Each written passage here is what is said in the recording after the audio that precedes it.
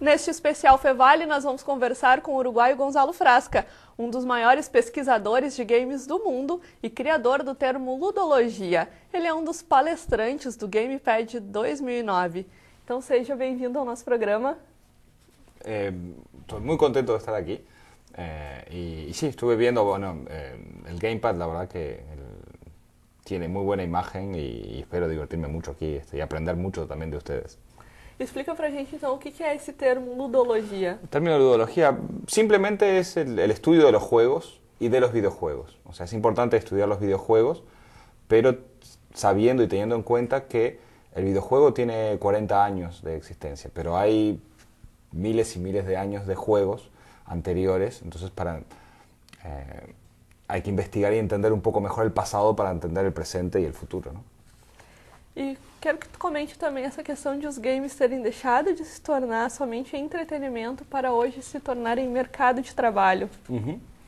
Bueno, los games son justamente una manera de entretenimiento, de divertirse, pero también tienen, o sea, un montón de aplicaciones más serias para usos educativos, por ejemplo, o publicitarios, y en ese sentido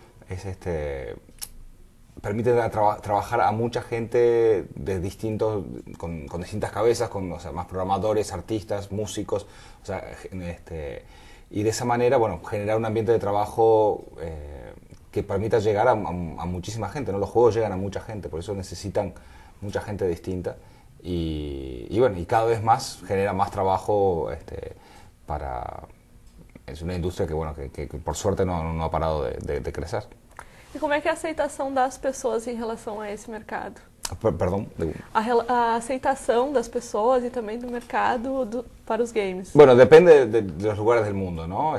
Aquí en América Latina está avanzando, o sea, obviamente Estados Unidos, Japón y Europa están más avanzados, pero en los últimos años se están haciendo muchos avances y también hoy día, o sea, los games son más comunes incluso con la Nintendo Wii, con la DS, o sea, es más aceptado incluso para adultos y no es tanto una cosa para pequeños, ¿no?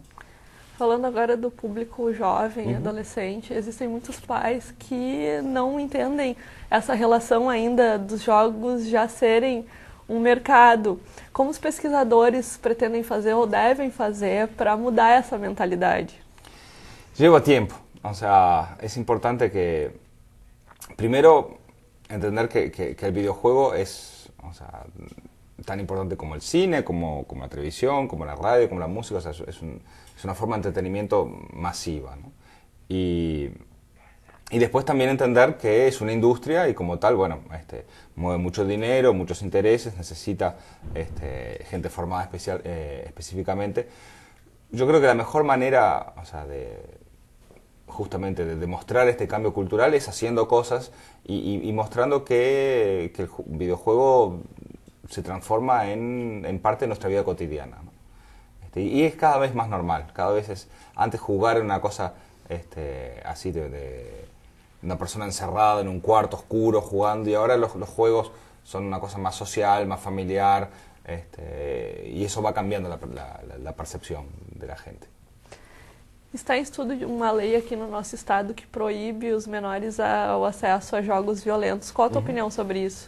Yo creo que es importante legislar y es importante o sea, hay muchos juegos que son para adultos, ¿no? De la misma manera que una película de Tarantino no debe ser vista por un niño pequeño, hay juegos que son para adultos. Pero yo creo que es importante, está bien que el Estado controle, pero mucho más importante es que los padres conozcan y sepan con qué está jugando el niño. No decir, bueno, él tiene la computadora o la consola, que juegue solo, sino preguntar, saber que está... De la misma manera que los padres controlan la televisión y se interesan, entender un poco mejor con qué están jugando los niños.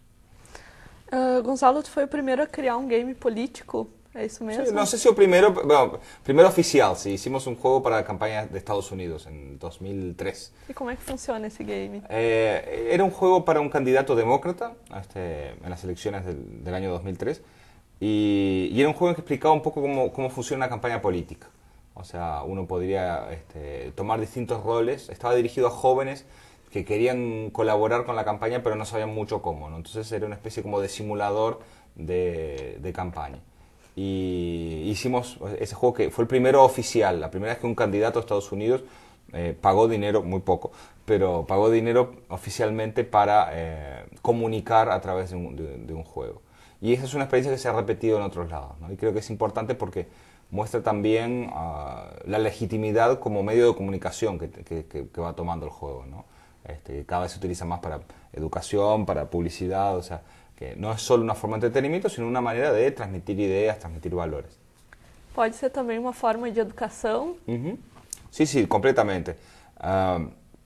Igual, los mejores juegos educativos no están hechos por educadores, tipo SimCity o, bueno, los Sims es muy interesante, Age of Empires.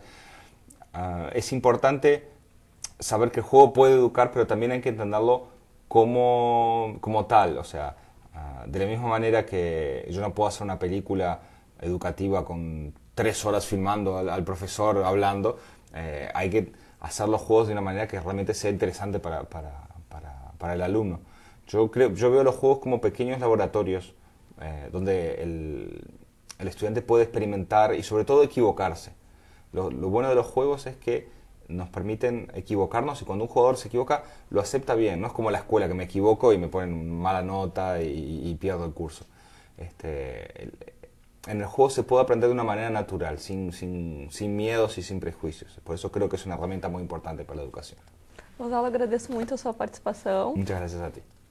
E assim nós encerramos mais um especial Fevale. Mande a sua sugestão para tvfevale@fevale.br. Tchau e até a próxima!